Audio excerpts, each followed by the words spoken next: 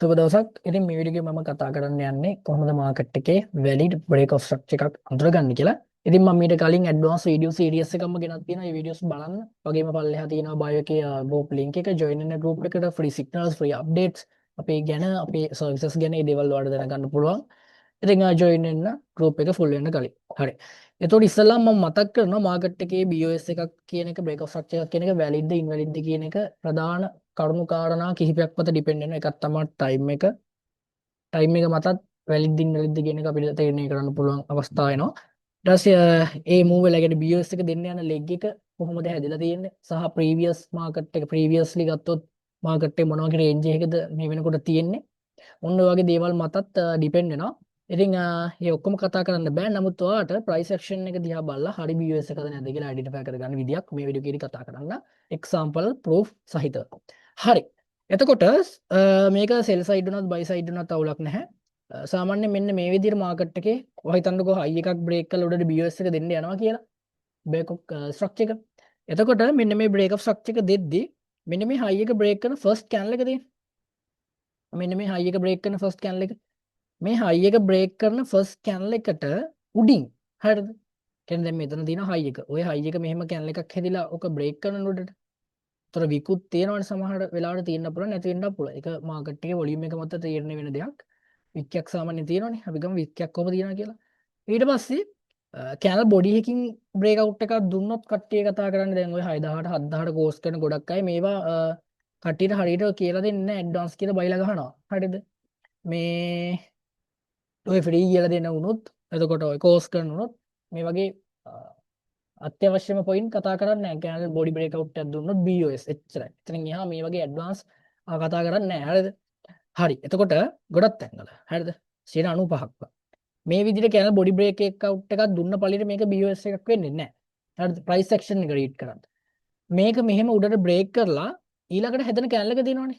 ඊළඟට හැදෙන කැනල් එකත් මෙන්න මෙතන මේ බ්‍රේක් කරපු කැනල් එකේ උඩරිම ගිහිල්ලා තියෙන හයි එක බ්‍රේක් කරන්න ඕනේ කැනල් බොඩි එකකින්. අන්න එතකොට තමයි මෙතන අපිට වැලිඩ් BOS එකක් දුන්න කියලා අඳුර ගන්න පුළුවන් ප්‍රධානම විදිය ප්‍රයිස් ඇක්ෂන් එකේ. හරි සමහරට දැකලා ඇති මේ විදිහට කැනල් බොඩි බ්‍රේක් අවුට් එක දීලා උඩටත් ඊළඟ කැනල් එකෙන් බ්‍රේක් කරනවා. හැබැයි වික්ස් විතරයි. බොඩි බ්‍රේක් අවුට් එකක් ඒ ලෙවල් එකෙන් උඩට දෙන්නෙත් නැහැ. සමහර විට එහෙම වෙනවා. ගොඩක් තැන්වල එහෙම වෙනවා. ඊට පස්සේ ආය මෙතන BOS කරලා මාකට් එක මොකද කරන්නේ? මෙතන BOS එක දීලා ඉවර වෙලා මෙන්න මෙතන කැනල් එක කොහොම හැදිලා බොඩි බ්‍රේක් අවුට් එක දීලා ඊළඟ කැනල් එක ඊට පල්ලෙන් හැදෙනවා. එතකොට උතන CHD සිනාරියෝ එකකුත් යනවා. ලික්විඩිටි ගත්තට පස්සේ.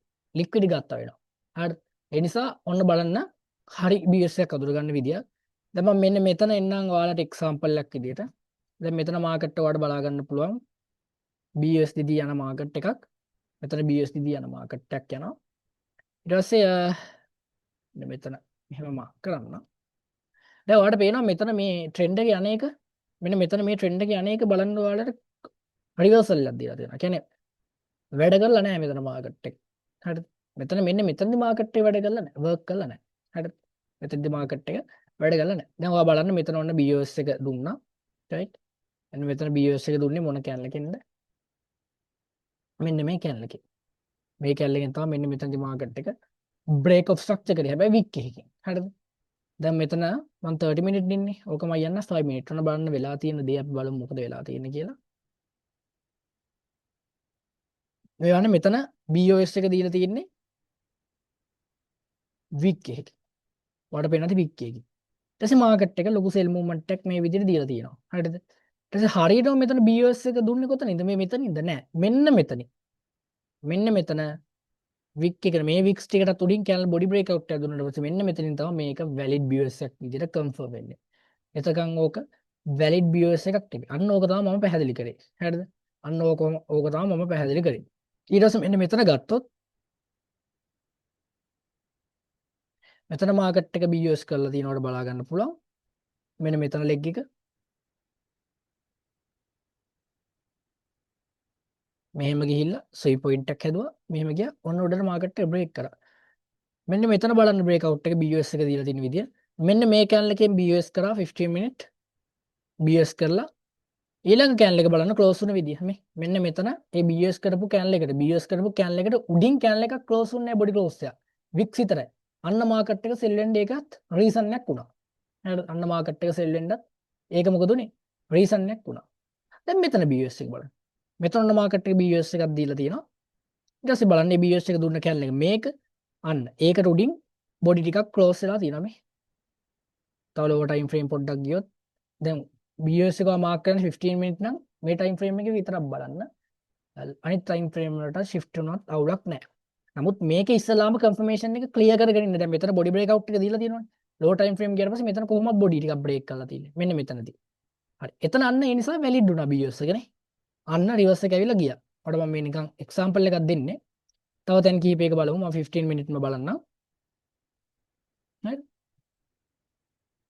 BOS දැන් මෙන්න මෙතන බලන්න. මෙතන BOS එක බලන්න. ඔන්න ලස්සන පොයින්ට් එක. මෙතන ඔන්න BOS එක දුන්නේ මෙන්න මේ කැනල් එකෙන්. බලන්න මේ කැනල් එකේ මෙන්න මේ ලෝ එක ඊට පල්ලෙන් මේ කැනල් බ්‍රේක් අවුට් එකක් දුන්නා. ඒ නිසා ඔන්න රිවර්ස් වෙලා මාකට් එක සෙල් වුණා. නේ? හැබැයි මෙතන බලන්න. මෙතන මොකද කරේ? මෙතන අන්න ඒ ලෙවල් එකෙන් පල්ලෙහාට වික්ස් බ්‍රේක් අවුට් එකක් විතරයි දීලා තියෙන්නේ. ස්විප් කරා කියනවා අපි. හරිද? වික් බ්‍රේක් අවුට් එක. බොඩි බ්‍රේක් අවුට් එකක් නැහැ. බොඩි බ්‍රේක් අවුට් එකක් අර මම කිව්ව සෙනාරියෝ එකකින් නැහැ. අන්න මාකට් එක අනිත් පැත්ත ගැහුවා.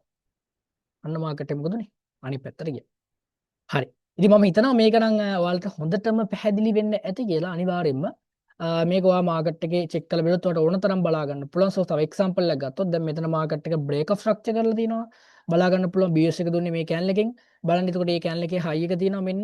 ඒකට උඩින් ඊළඟ කැල්ස් ටිකක් ක්ලෝස් වෙලා තියෙනවා. අවුලක් නැහැ වැලිඩ් BS එක. මේ සෙනාරියෝ එකත් බලන්න ඕන.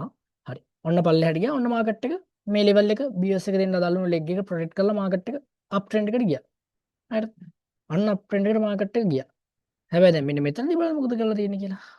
සරලව මම එක්සැම්පල් එකක් ගන්න. මෙතනදී යන්න අර කිව්ව දේ වෙලා නැහැ. ෆස්ට් බ්‍රේක් අවුට් එක දුන්නේ මේ කැනල් එකෙන්. ඒ කැනල් එකට උඩින් බොඩි බ්‍රේක් අවුට් එකක් දුන්නේ. අන්න මේ ලෙග් එක මාකට් එක මොකද කරේ? එයා ඒ ලෙග් එක ගැලෙව්වා.